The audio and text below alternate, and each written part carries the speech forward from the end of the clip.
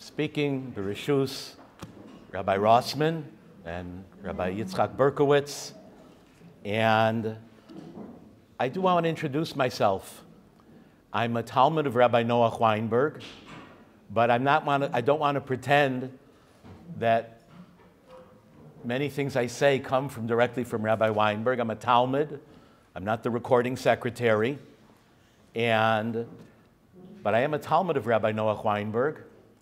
And I want to say more deeply, I'm a Talmud of Yeshivas HaTorah.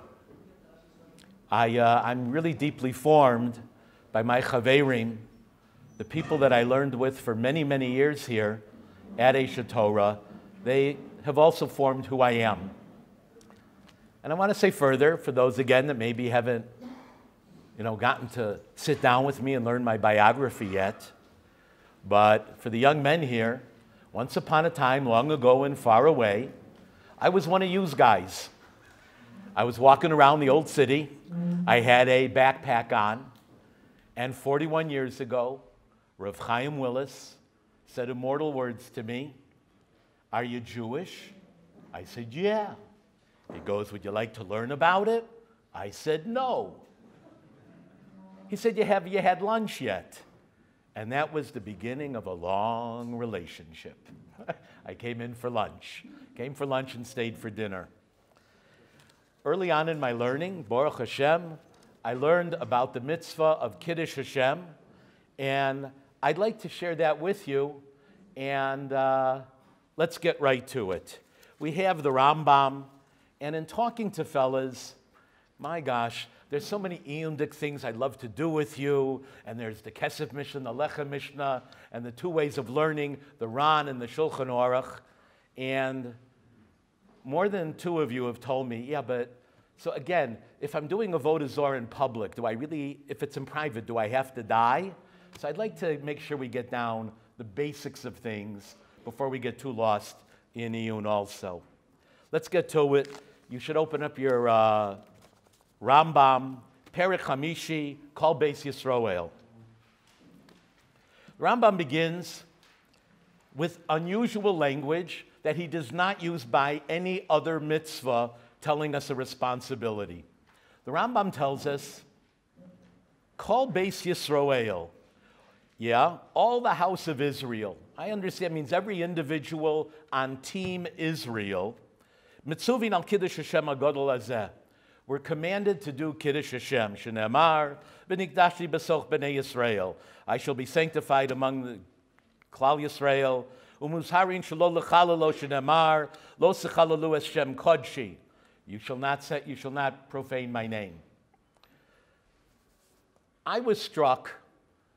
My teacher in learning Rambam, in addition to Rav Noach, was Rabbi Yaakov Weinberg, near Israel in Baltimore. And he was frequently a teacher here. And I'm telling you, when I open up a Rambam, I feel Rav Yaakov Weinberg's presence over my right shoulder. I don't know why he's on my right shoulder, but I feel him there. He's looking down at me. And there's two things he's always saying. He's always saying, "What do the words say?" What are the words saying? Read them. And whatever question you come up with, he always was there to say, the Rambam knew your question, and he answered it. He knew that Gemara that you think you have a kasha on. The Rambam knew that Gemara. Kol Beis Yisroel. What does that mean? Other mitzvahs, it says Kol echad v'echad miYisrael. It says Kol Aish. It says everybody has to do it. This is the only mitzvah where we're told it's on Team Israel. What do these words mean? What do these words mean that something is called Beis Yisrael? I think it has the unique quality of Kiddush Hashem. The Rambam is telling us in the very first words. Now, I apologize. It's hard for me to stay behind the lectern.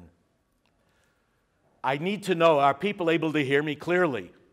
Yeah, I'm told that the video, we're okay with that, okay? All right. I've been a little bit disappointed learning with some of you guys. Your knowledge of sports is really below industry standards, okay? But in order to understand Kol Beis Yisrael, you're going to have to know a little bit about baseball. On May 26, 1959, the Milwaukee Braves were hosting the Pittsburgh Pirates in Milwaukee. And on the mound for the Pittsburgh Pirates was the left-handed pitcher, Harvey Haddix. And he pitched the greatest game ever pitched in the history of baseball. Why do I know it's the greatest? Do you guys at least know what ESPN is? Can I count on you, you know what ESPN is? So on May 26, 2009, ESPN, listen to this, they went out and found the almana, the widow of Harvey Haddix, the pitcher, and interviewed her. It's the 50th anniversary of the greatest game ever pitched. We want to interview Mrs. Haddix. That's how great it was. It's a game in May. It's not the World Series. It's a nothing game, yeah? But it was the greatest game ever pitched. And it's very sweet. I saw on YouTube, she made her house a shrine to her husband. This is the baseball of the 162 games, every baseball of the game he won.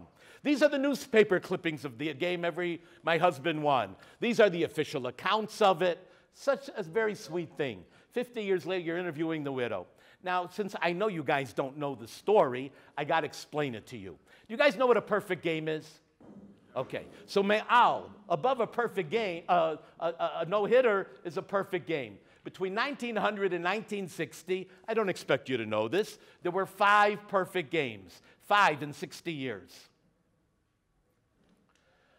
May 26, 1959, Harvey Haddix pitched a 9-inning perfect game, 27 up, 27 down. No hits, no runs, no errors, no walks, no hit batsman, nobody gets on base, no catcher interference, nada. 5 times in 60 years, but the score at the end of 9 innings is nothing. So now we got to go do a 10th inning. And he did something, lo hayu devorim ke'elu me'olam. It had never been done before, it has never been done since. He did a 10-inning perfect game. And an 11-inning perfect game, and a 12-inning perfect game. Wow! No one ever been beyond that. He's going out for the 13th inning, Harvey Haddix. Yeah? So they're interviewing his widow. She's got the ball from every game. It's so sweet. 50 years later. But I got to tell you the end of the story. I don't like saying it on Shabbos because it's a sad story. In the 13th inning, Don Hoke, ordinarily a good man, third baseman, made an error. Now, you've heard, yeah? They know who Hank Aaron is? Hank Aaron got a walk, and there's a couple out, and then Joe Adcock steps up to the plate. I want to prepare you. This is not going to have a happy ending. Joe Adcock gets the first hit of the game, and Harvey Haddix lost the no-hitter, the perfect game. He lost the game. And they lost 1-0. They're interviewing Mrs. Haddix 50 years later, the almana. Wow, and the journalist, he's a guy like me. He's like, wow, like I'm in Harvey Haddix's house like that. Now, if he would ask the widow, can I hold the baseball from the greatest game ever pitched? What do you think Mrs. Haddix would tell you? I don't have it, I heard somebody say. Why not? Because my husband told me baseball is a team game. And no matter how great is your individual accomplishment, there's a limit to how much pleasure you can take when your team is not doing well. I would propose that this is the initial in Kol Beis Yisrael. Every other mitzvah, that's your mitzvah. You're learning Torah. You're doing Ahavas Hashem. You're keeping Shabbos. There's one mitzvah that it says, Team Israel, Kol Beit Yisrael. Now there are mitzvahs, I don't want to get lost in it. There's a mitzvah, livnot beit bechira. There's a mitzvah, lemanot shoftim l'sanhedrin. Yeah? But not everybody has to participate in those mitzvahs. Yeah? The Gedolei Torah decide to appoint a new Sanhedrin. Yeah? And they're going to appoint new judges. So it's a mitzvah on the house of Israel, on everybody, that is on the Klal Yisrael. But not each one of us, we don't have to participate in it. They might not consult you or me when they're appointing the next Sanhedrin. Kiddush Hashem is the only mitzvah. It's the entire team, and it's every individual. I'd like you to think about that, and like you to think how you have to modulate your pleasure when you're doing very well as a Jew, but you think about how Team Israel, how Klal Yisrael is doing. All right. There's a second part to this called Beit Yisrael. I learned it from my neighbor. His name is Moshe Hammer. He's a symphony violinist. He's Israeli. And this is just such, I don't know, Israel. It was in Toronto. My neighbor comes over, Moshe. He goes, Rabbi, I hear you singing on Friday night. You are so terrible. No, I mean, as a musician, it's painful for me to listen to you. So for my own benefit, I'd like to give you singing lessons. So I said, there's such a zach, really? You could teach somebody to sing? He said, we can try. He goes back, it's a Sunday morning, he just goes back, gets his violin. He comes back over a couple of minutes later. Okay, when I go ah, you go ah. When I play ah, you sing ah. We do it for a few minutes. He goes, okay, you're not tone deaf. We have very limited range to work with, but we can do something with you, all right? And he actually helped me a little bit. I mean, I don't want to exaggerate, but he made me less tone deaf than I was. Because when you understand you're part of a symphony, you're part of a team, you got to put down your Stradivarius sometimes and help the next guy reach his potential. Even though you would do better with your own practice, yeah? But you're on team. You're on a team. And you got to put down that violin and go help the next guy. That's the second lesson, I would say, corollary of Kol Beit Yisrael. But there's a third one that's vital to know. Kol Beit Yisrael is commanded in Kiddush Hashem. Guys, I actually deceived you. Kiddush Hashem is really not a team sport in the sense of a sport. If you're playing a sport, if you're on LeBron's team or you're on Kobe's team, so you just get out of the way, pass the ball to the superstar, he'll score 62 points, and your team will win. It's not like that by Kiddush Hashem, because it used the word call. It means every Jew must step forward and take their part. It could have just said Beit Yisrael. But when it says call Beit Yisrael, it's coming that every single Jew has their tafkid, your unique contribution to make. Michtav Mi'Eliyahu talks about it. You'll see it. I gave you a source in Emes Yaakov, where he talks about this unique language of call Beit Yisrael to include things that you weren't expecting. I'm giving a little bit different to Perush than from Rav Yaakov Kamenetsky, but I think it fits into what he's saying. So you see these three things that you need, Kol Beit Yisrael. Think about it. I'm part of a team. That means I got to help the next guy over. And I have a role to play. I can't rely on the other guys on the team because you know people that no one else knows. You have an opportunity to do Kiddush Hashem and affect people that no one else can do it. So don't take refuge. Well, the team is doing well or other people are doing it. You're on the spot also. All right. So we've got Kol Beit Yisrael. We have an immediate thing. You're part of the family of Israel. You're part of a team.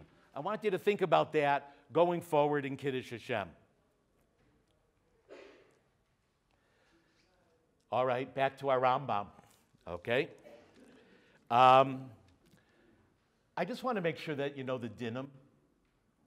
The Rambam says that there are three mitzvahs, three averas. A man must give his life, whether in public, whether in private, no matter what. This is the Rambam, and it is brought lahalacha in Shulchan Aruch, Siman Kuf Nun Zayin. The Rambam says avodah zorah, gilui arayos, and shvichus dami, murder. So idol worship, sexual immorality, and murder are mitzvahs yerag v'al yavor. A man has to give his life rather than do them, no matter what. And I just want you to think about that for a little bit. You should be clear on it. Secondly, what about any other mitzvah? They say, don't eat this, or they say to eat a piece of, an usher piece of meat that one may not eat. So if there are two conditions present, one must give their life. Both conditions must be present. What are the two conditions of the Rambam? It's got to be in front of 10 people of Israel. It's got to be in front of 10 Jews. And the motivation of the goy who's forcing you to do this is to degrade the Torah. It's not a king saying, work on Shabbat to build my palace. He's saying, I want to show you that Shabbat doesn't mean anything, so therefore I want you to work on Shabbat. Plus it's in front of 10 Jews. Then it becomes Yereg v'al Yavor, a man gives his life. Says the Rambam further, if it's B'shas Gezerah, that is, that the king has made a decree to wipe out the Jewish religion, then even in private, a man would give his life. You don't need 10 Jews in order to be there. So just a couple of quick questions. If somebody during the Holocaust, and I believe Rabbi Kirschenbaum's going to give us really deep understanding of this tomorrow, but just the simple going forward. If somebody's in a concentration camp and they're eating non-kosher food, yeah, are they allowed to eat it? 10 Jews know about it, but you're allowed to do it because they're not saying, yeah, you're allowed to do it to save your life. The Nazis are giving non-kosher food not in order to degrade the Jewish religion. They're not bothering to get kosher food. There's no motivation to get you to eat non-kosher food. But in that same concentration camp, if a commandant took out somebody and said, oh, you, over there, you look like a rabbi. I want you to stand in front of these 10 Jews and eat a davar iser. I want you to eat a piece of meat that you're not, Jews don't eat. Then it immediately becomes Yeoreg v'al Yavor. It becomes a matter of Kiddush Hashem. You go, wait a minute, I ate it 10 days in a row to save my life. What's different on the 11th day? On the 11th day, they were doing it to degrade the Jewish religion, and it was to show, and it was in front of a public of Jewish people. Then it becomes a matter of Kiddush Hashem, and one gives their life. I'll just say a side point on this. There's a lumdus behind it that I can't address right now, but Rabbi Noach Weinberg was very clear that there's only one mitzvah in the Torah that's Ye'ereg v'al Yavor. That's Kiddush Hashem. And the question is when it becomes Kiddush Hashem and when it's Chilul Hashem. It's not that he's doing something that's so terrible. It's when it becomes that you're standing up for the Jewish people, or, God forbid, the other way, that somebody's not, that somebody should give their life in that way. All right. Holocaust, the Inquisition, the Crusaders. What about me? Yeah? This talk was called Kiddush Hashem, the Yesod of being a Ben Torah, and it's fundamental in outreach. So let's get back to that. I think you liked it better when we were talking about Harvey Haddix, all right, in baseball.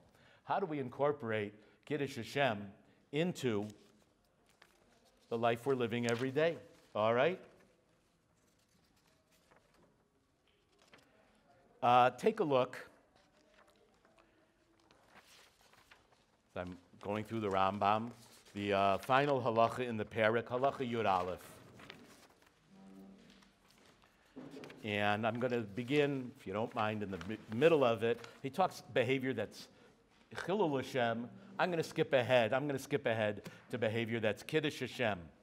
Yeah? It says a man should be careful on himself. It's on the very final page, I believe. And he goes beyond the letter of the law. He speaks softly with everybody. He's concerned about everybody. He smiles at everybody. Yeah? You smile at everybody. He's insulted and he doesn't dish it out at anybody. Gives honor to everybody. The Rambam says, he goes on, he says he does all his deeds beyond the letter of the law. He's not overly distant from people. Can I emphasize that line? The Kesef Mishnah thought it was worthy of being emphasized. The Kesef Mishnah said, on your way to being very strict on all the mitzvahs, don't distance yourself too much from people. They should look at you that you're somebody, a human being that they can relate to. It says, the Rambam, when you're behaving in the way we've just described, everybody should honor you, they should love you, and they should lust for your desires, for your mitzvahs. They have a desire for your mitzvahs. They want to be like you. That's what the Rambam says. This guy that's doing Kiddush Hashem, what I'm going to call Bein Adam L'Chaveiro, and he smiles, and he's a great guy, and he lifts people up, and he bears insult. It seems it's required a little bit more than to say thank you to the stewardess on the El Al flight and being polite. Don't get carried away that you're doing Kiddush Hashem by being ordinary politeness. Not unless she's going to say afterwards, wow, who was that man? I admire him. I love him. I want to do my life just like his life. That's the standard of Kiddush Hashem, fellas. Let's take a look at it, how we're really supposed to be acting. All right?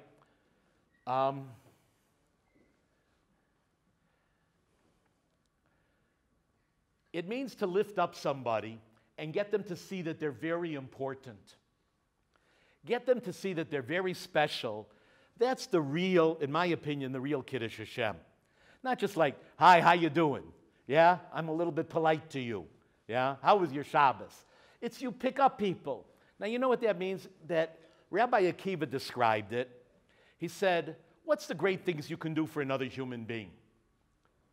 He said, well, Chaviv Adam, any human being, Shenivra B'Tselem. He's created in the image of God. What could you do for somebody that's greater than they're created in the image of God? What could you do greater for them? Get them to know and understand it. Wow, I have infinite potential. I thought I was just a highly developed chimpanzee with an opposable thumb.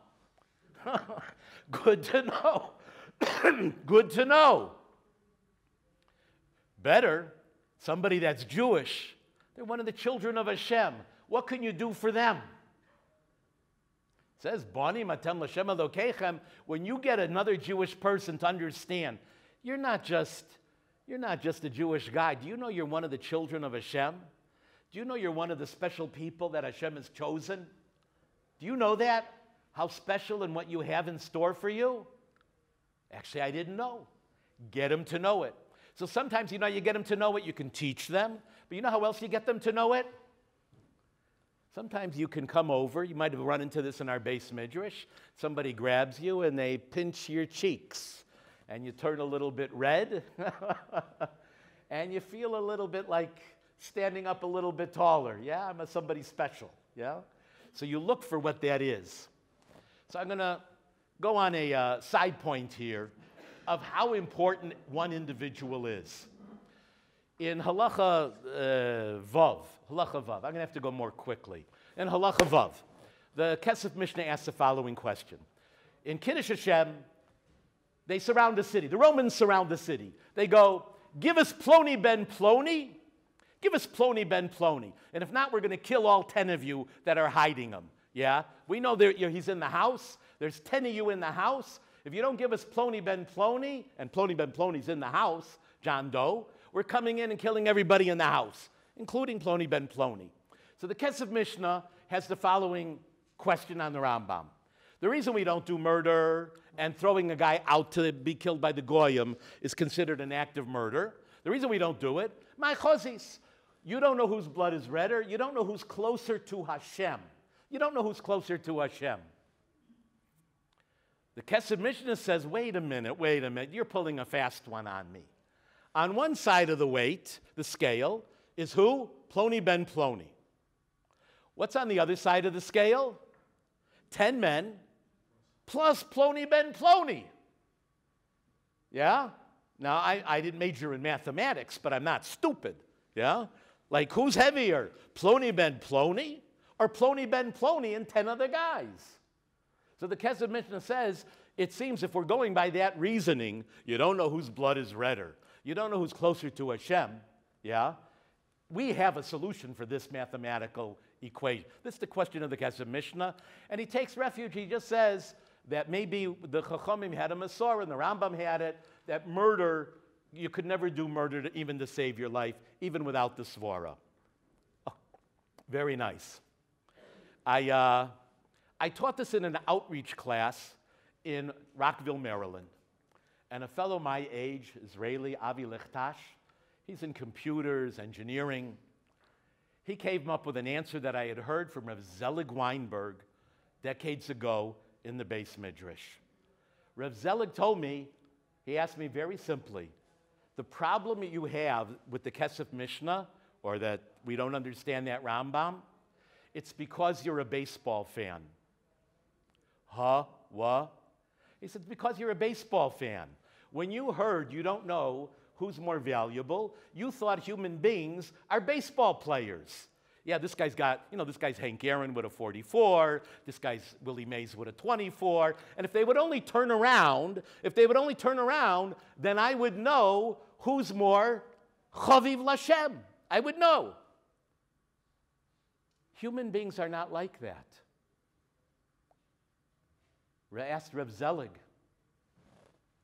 what's a human being worth? What's a Jewish neshama worth? You want to shout out a number? Okay, you're saying Hashem knows, but you think it's just hidden from us. Reb Zelig told me, A human being is infinite. A Jewish neshama, are you kidding? We're talking infinity. As the computer engineer from Rockville told me, 1 infinity, 5 infinities. Which one is bigger? They're the same, guys. They're the same. So the Kesef Mishnah's question disappears.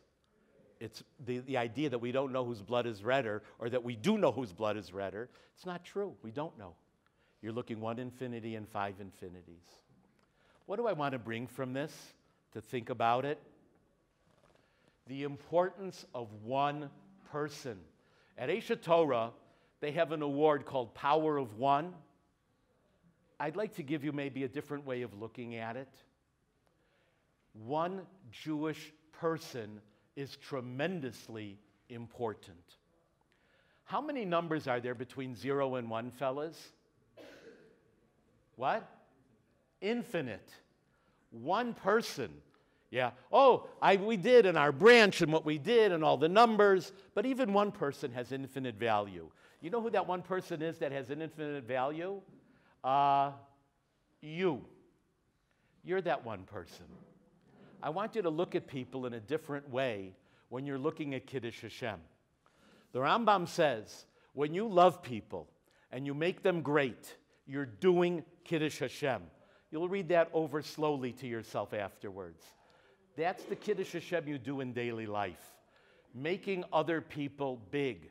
That he knows, wow, I thought I was just that highly evolved chimpanzee. Now I found I'm one of the Bonim L'Shem Elokechem. Make him see he's bigger. Love people. That's what you want to go for. Now, I know some of you are thinking, can I tell you what you're thinking? You know, this is very nice, Kiddush Hashem, but I'm already doing love your neighbor. I'm already, doing that. So why do I need, you're draining my cup that I got to hear about Kiddush Hashem? Yeah? Is that what you were thinking? Well, say it was, even if it wasn't, okay? All right. So I learned the answer to this. I went to HaTorah, Minnesota in the year 2014. In the year 2014, I remembered clearly, Rabbi Fredman brought me in at Yom Tif, Rosh Hashanah, Yom Kippur, and it's an important anniversary to be in Minnesota that time. I remember the date because it was the 49th anniversary of Sandy Koufax in Minnesota not pitching on Yom Kippur. So who could forget that? So I'm in Minnesota, and somebody had taught me. I'd like to share a lesson with you. If you want to be successful in life, it says, Ezehu chacham, haloimed mikol adam. Who is wise? You learn from everybody. If you want to learn from everybody, when you meet people that are good in something, ask them casually, so what makes you good as a salesman, as a lawyer, and you'll learn a lot about life. I've done this, and you'll learn a lot. You can ask one of your rebbeim, what makes you good? You'll be very surprised by the answers. So I met this fellow, Rabbi Friedman, I said, his name is Richie. I go, what do you do? He's a salesman, I talk. He says, I'm really he says, I'm really good. He sells medical equipment, and I'm answering the question for you, why you're working on Kiddush Hashem. You say, do I need that? I can just do love your neighbor, yeah? I'm answering that question. So Rich tells me, I'm a really good salesman of medical equipment, colonoscopy, MRIs, it's a big ticket item. I go, what makes you good at it? He goes, every salesman has two things that they gotta have. You gotta be tenacious, and you gotta have an instinctive feel for people. I have both, but every salesman has that. I have something that the other salesmen don't have, and I'm really good. I go, what is it? He goes, listen, I'll tell you. He goes, every salesman, you get their commission, you make the sale, every one of them, you know what they do when they make the sale? They go, yeah! Steak every night. I don't. I go, why not? He goes, I'm in a different business than everybody else. I go, huh, what? He goes, no, I don't do that. I'm in a different business than those other salesmen. What do you mean? He goes, well, when the order goes in, and then I follow it on the internet from the warehouse and the delivery, and when it gets to the hospital, and then when it gets to the hospital, they got to set it up, and then when they set it up, the techie guys are there, and then they got to train. Even you're a doctor, you got new equipment. You got to know how to do a colonoscopy on new equipment. So they train them. Then I call up the hospital. So, doctor, how's that new equipment working for you? Is it working to the expectations that you had? And you'd be surprised how often they say no. So he said, one time I fixed it over the phone. I'm not allowed to do this, but I knew that the water pressure something element was wrong. I told them to replace it. They did. They thanked me. But ordinarily, what do? I call up the techie people, and they come in, and they train them, or they were doing something, and it's all fixed. And then I call up, and they go, is it working the way the medical staff was hoping it would work? And they say, thank you, it is. I hang up the phone, and then I go, yeah! I'm in a different business than the other salesmen. You see, they're just selling medical equipment. I'm providing the best tools for doctors to take care of people. And I want patients to have access to the best medical care. I'm in a different business than everybody else. You see how he did his job completely differently every step along the way? Because he was in a different business. Many of us, the older time, whatever that remember Rabbi Noach Weinberg, how many times did he tell you, we're in a different business? And we're like, what does he mean? We're in a different business. I'm going to propose to you, this is part of what he meant, that when you're doing something mitzad Kiddush Hashem, and you love people and you care about them, so if a guy's rude to you, from Ahava, you love your neighbor, but a guy's rude to you, to heck with him. When you're doing Kiddush Hashem, what did the Rambam say? Ne'elav ve'eno olvam. He takes it and he never dishes it back. But I'll tell you even more what the guy does. When somebody insults you, you're doing Kiddush Hashem, you figure out what's wrong with that guy, and you try to bring him back. You're on Team Israel. It's Kiddush Hashem. How do I make him part of the team? I learned this from a friend, Ben Perry. When somebody is insulting you or somebody's negative, how do I turn them around and make them part of the team? The Rambam, he sounds a little bit, when he tells you what Kiddush Hashem is, I taught it in Los Angeles. I remember this guy, Ralph Lasher, told me. He said, the guy sounds like a shmata. You want to get insulted and not insult people back? You take all the name calling and you don't respond. I mean, it doesn't sound so courageous. It doesn't sound like so wonderful. And I remember what Ralph taught me. Do you know the word magnanimous? Do you guys know the word magnanimous? It was on your SAT test, maybe. It means generosity from power. The Rambam is saying, when somebody insults you, yeah, be big. The guy hit you. Really? That was your best? I thought you could punch harder. Go punch again. Let's see if you could do better. You're bigger than what the guy is dishing out. You see with Gedolei Torah, somebody insults. They're insulted and then they're writing the Haskama for the fella's Sefer a year later. Yeah? But he insulted you. Come on. You got to make him part of the team, part of Klal Yisrael. We're all on the same team. Let's go forward together. Let me turn that guy around. Anyhow, that is how we do it. Bein adam lechaveiro. Every person has got infinite value. Don't think when you look at people, oh, I know who's valuable. I know who's important. Because you don't know. And I'm going to say for Rebbeim here, you don't know among your Talmidim who's going to be great. We really don't know. And for the guys here that you're learning, who knows? We have no idea. Everybody tremendous. Let's go forward that way. So the first part of Kiddush Hashem is Bein Adam Lechaveiro, that you love people, but you lift them up. You teach them three things, says Rabbi Akiva. You teach them he's B'Tselem Elokim. And sometimes you do it with a smile and energy. And then you teach him that he's one of the Bani Matem L'Hashem Elokechem. You're one of the children of Hashem. The Jewish people, you have special responsibilities.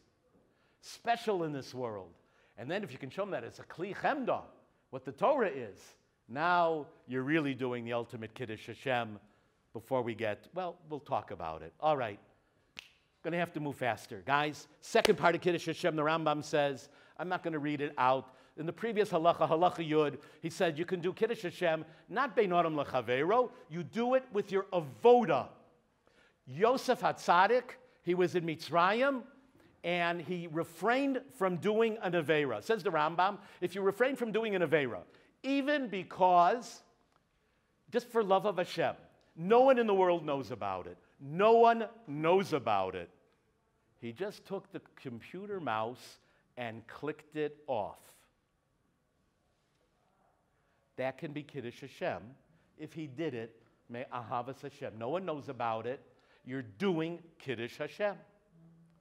And all the more so if you do a mitzvah out of love, and again, no one knows about it. You're doing your avoda. You're doing your mincha. Yeah? That is Kiddush Hashem. We learn from here, and I learned this from Rav Yaakov Weinberg, no one has to see your Kiddush Hashem for the world to be changed by it. I'm running out of time, so I can't go back in the text. You see that Yosef did it in secret. What were the headlines the next day in the Cairo Times? Jewish pervert in jail, Egyptian women are safe. The Rambam says, read this and look at it for Kiddush Hashem. Everybody that the world changed in the better way of Kiddush Hashem. Your tefillahs were more mitkabel. Your Shabbos is more menuchadik because people do Kiddush Hashem afilu b'seiter, even in private.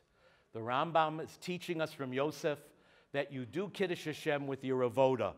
I would say to work on your prayers in order to do genuine Kiddush Hashem, but no one has to be there. But again, don't show off. Yeah? Where's my glass? Yeah? Yeah? So a guy says, wow, even if I'm making a bracha in private, I can do Kiddush Hashem. So it means you're doing it me'ahava, you're doing me'ahavas Hashem. But if you're in front of people, Sam, about to make a shot, call. Watch this. Yeah? Doing advertisements for the Jewish people, that's not Kiddush Hashem. Avoda, that is me'ahava, that no one knows it. It's not billboards, guys. It's real. It's gravitational waves that go through the universe. You did something in private, or it can be, God forbid, Chilul Hashem, That's what we're talking about. That's Yosef. All right. Well, I'm just going to have to get to it. There's a third way of doing Kiddush Hashem. Can you take a look at the sign up there? It says Richard and Beverly Horowitz. Yeah. So, nearly 40 years ago, Dick Horowitz was a new guy. I was relatively new, but I'd been here a year or two, couple. And they brought him in. They said, you should learn Kiddush Hashem with Dick Horowitz, okay?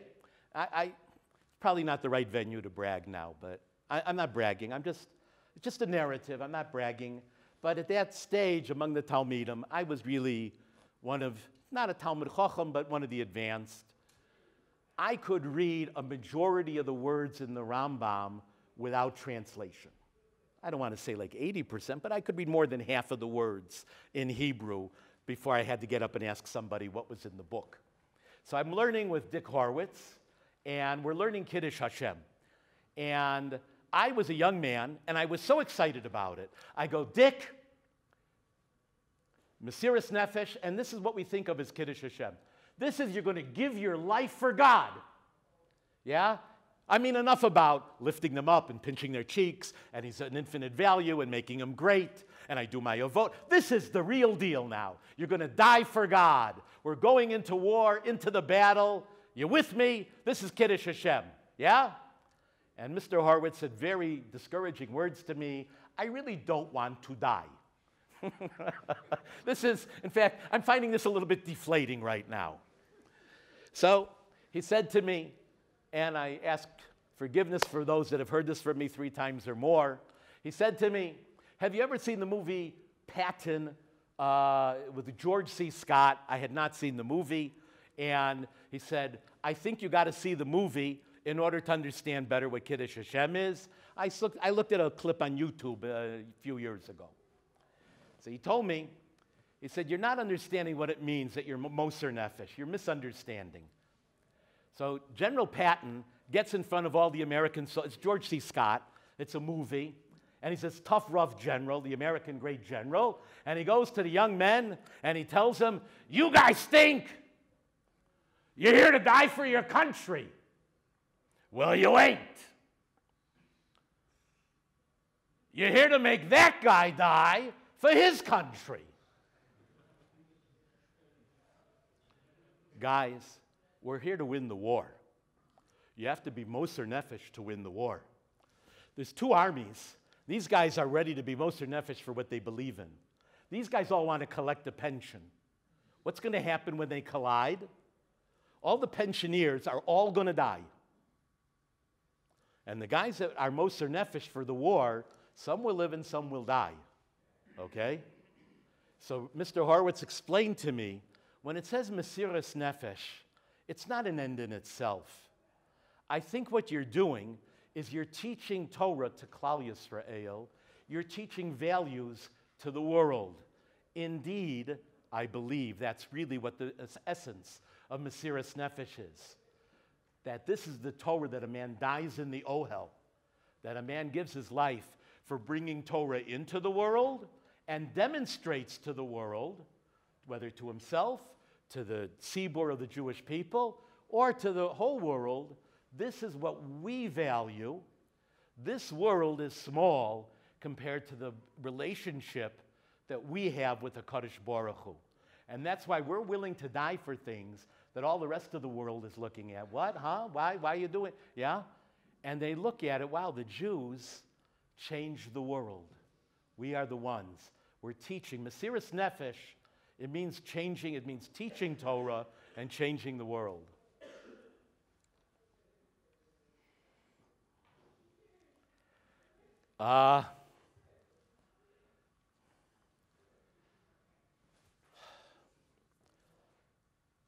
Do we have a mission statement today at Aish Torah? I'm just asking. I don't know. I will say that at the branches, do we make mission statements, Rabbi? We make mission. It's kind of like an ongoing process. We're doing it. It seems to me we do it all the time. I was in Toronto, and it was like the Olympics, you know, like every 4 years there's a new whatever. You know, the first year you work on it, the second year you talk about it, the third year you forget about it, and the fourth year, how come we don't have a mission statement? So in 1990, I think it was, we sent a fax. Did the young men here know what a fax is? It was before email. It had to come on a piece of paper, okay? So we sent a fax to Rabbi Noach Weinberg. It's nearly 30 years ago. And we said, we're working on a mission statement. Does the Rosh Yeshiva have a mission statement? So we got very quickly an answer from Rabbi Weinberg. I do have a mission statement. Here it is. The Almighty wants His children back now. No excuses. If you didn't get it the first time, I'm going to repeat it. The Almighty wants His children back now. No excuses. I don't think he had a marketing executive give input on it. Yeah? That's one of those mission statements that comes from the heart. Yeah? Like that. Maybe to consider it. That was his personal, I never saw it publicized anywhere, but he had what he looked at. I shared with you this past Erev Shabbat. I told the guys on Shabbos, I had a rare quintuple. I'm not bragging, just saying, but it was a lot of pleasure. I had a rare quintuple. What's a quintuple on Erev Shabbos? All 5 of my children called me up on Erev Shabbos. Not so, you know, sometimes I call them, you miss one, different time zones, New York, Toronto, but I had a quintuple on this past Erev Shabbos, 5 for 5. You know what it's like when all your kids call you up like, hi Abba, good Shabbos, and how you doing? From all over. It's really nice. I got to say, if I knew how nice it was, when my parents were alive, I would have called them more. And I'm saying it to share with the young men here. Keep it in mind. Your parents appreciate it. But hearing that, while I was going over the Rosh Yeshiva's mission statement, yeah, about your children coming back, it kind of warmed me up to it, having that Erev Shabbat. Maybe think about a mission statement for yourself. The Rambam talks about Yeoreg v'yal yavor. He said, remember the criteria I gave you? Eat this thing or bow down. And then he says, let me tell you about the great ones. Let me tell you about the great ones. Rabbi Akiva, Rabbi Hananiah, Mishael, and Azariah. Let me tell you about Daniel. Yeah?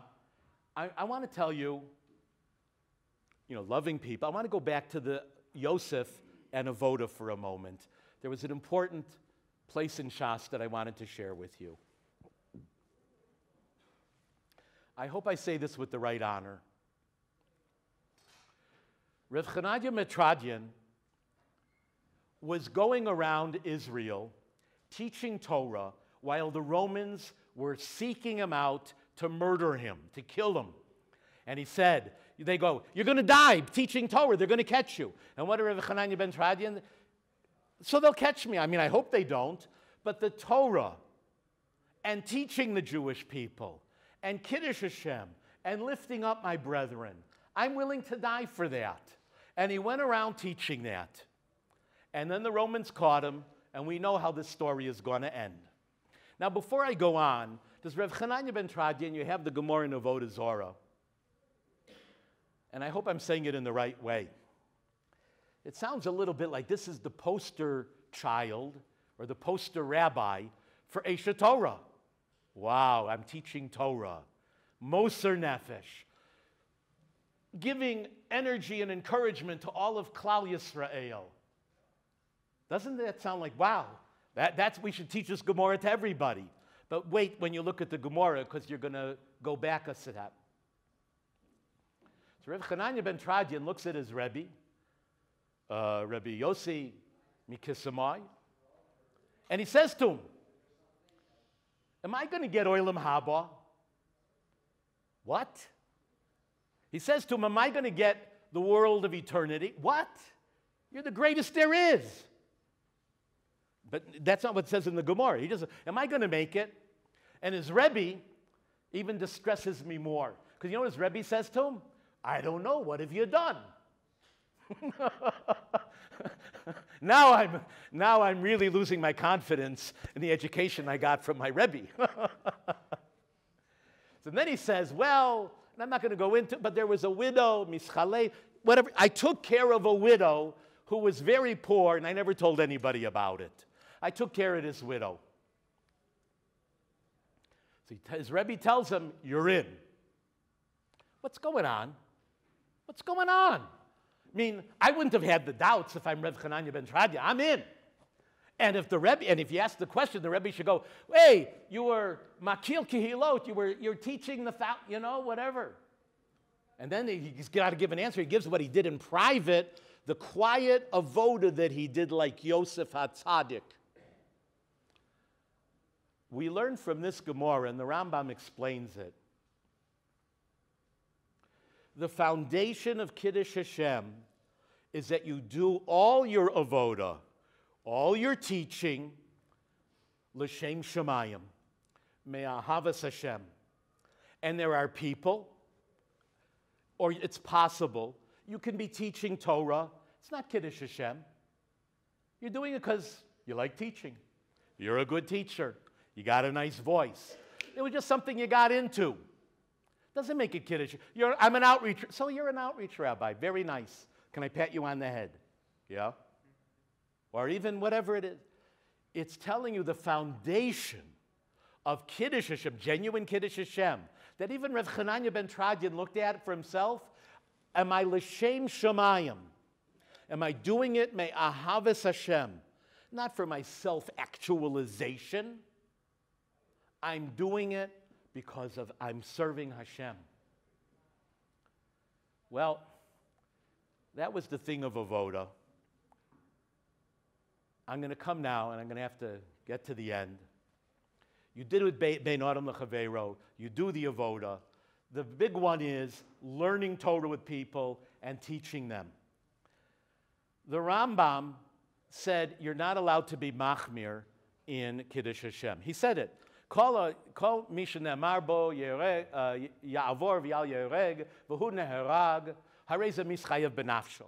Then he says, can I tell you what real Kiddush Hashem is? Rabbi Akiva, Chananya, Mishael, and Azariah, Daniel, yeah? You look back at what the Rambam just told you. Where did the Rambam say you have to give your life in order to pray? Lechem Mishnah's kind of wondering about it. You just gave me criteria, told me not to go beyond the criteria. How about Rabbi Akiva? Rabbi Akiva, you say, well, they told him it was a Shas Gezerah, not to learn Torah. Can I ask you about Rabbi Akiva? Could Rabbi Akiva learn Torah sitting at a desk? Did Rabbi Akiva have to go city to city and town to town talking to people? If he wanted to be Makayim the mitzvah of Talmud Torah, couldn't he just sit down at a desk? I want to share something quickly with you, a Musar point. There was a Rav, a great Rav that used to be here, Rabbi Chaim Uri Freund. And there was an English speaker that came and got to the front of the table. And Rav Chaim Uri was learning the Gemara, when the Rav came in. And he's going to speak for an hour in English. What does a great man like Rabbi Chaim Uri Freund do? He closes his Gemara. I witnessed this. He puts his one hand on the other, like he's the most attentive pupil in the Beit Midrash for 1 hour. And he told me afterwards, when people are teaching Torah, you can't walk out.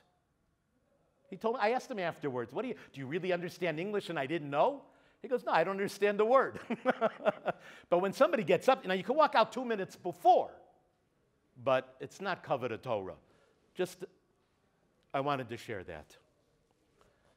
Coming back, Rabbi Akiva could learn Torah. Oh, my point was, I told the story to Rabbi Noach Weinberg. He said, Rav Chaim Uri Freund spent 1 hour doing Chazorah on Shas. I'm not impressed. He was sitting there like that. What do you think? It was just like sitting pretending to understand. He did all Seder Nezikin while he was sitting there. What are you talking? If Rabbi Chaim Uri Freund could do it, Rabbi Akiva could do it. So why did Rabbi Akiva have to go around and he's teaching Torah in Barabim like that? He's violating, it seems, what the Rambam says. I got to get the text.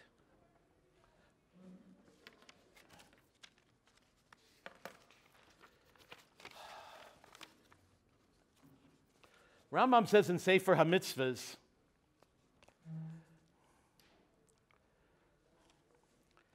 that when there's Hananiah, Mishael, and Azariah, Rabbi Akiva, he's going to talk about them.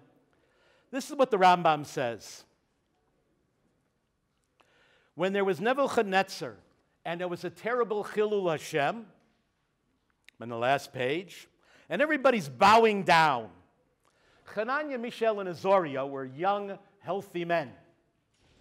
And they said, everybody else is bowing down. According to Tosfos, take a look at it. You know what they said to each other? We could run away and avoid the whole Maisa.